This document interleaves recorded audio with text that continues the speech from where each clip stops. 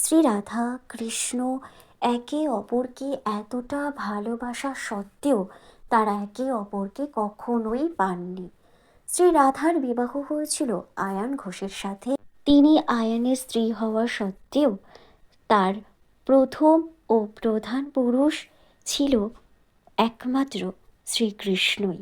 শ্রীকৃষ্ণের ছিলেন 8 ভার্যা, যার মধ্যে রুক্মিণী ছিলেন প্রধান রানী হওয়া সত্ত্বেও তিনি শ্রীকৃষ্ণের ভালোবাসা হয়তো পেয়েছিলেন, কিন্তু তা সত্ত্বেও কোনো না কোনো জায়গায় শ্রীকৃষ্ণের আজীবনের নায়িকা কিন্তু শ্রী রাধাই ছিল।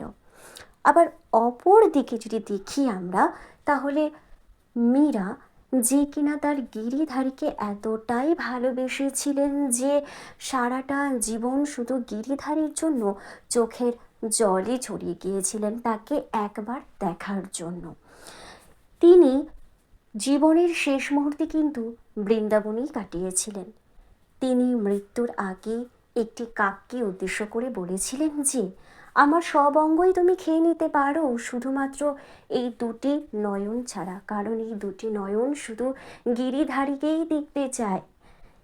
ঠিক এই পরেই মীরার মৃত্যু হয় এবং মীরার যে প্রাণ শক্তি সেটা মিলিত হয়ে যায় গিরিধারীর মূর্তিতে, অর্থাৎ গিরিধারীর মধ্যেই বিলীন হয়ে যায়। তখন গিরিধারীর 2 চোখ দিয়ে শুধু ঝরে পড়ছিল অশ্রু। প্রশ্ন একটাই, এই 4টি ক্যারেক্টারের মধ্যে কার ইচ্ছাই বা পূরণ হলো, কারই বা ভালোবাসার পরিপূর্ণতা পেল, এবং কেই বা কাকে পেয়ে সুখী হলো? প্রশ্ন আপনাদের কাছে, উত্তর আপনারাই দিন।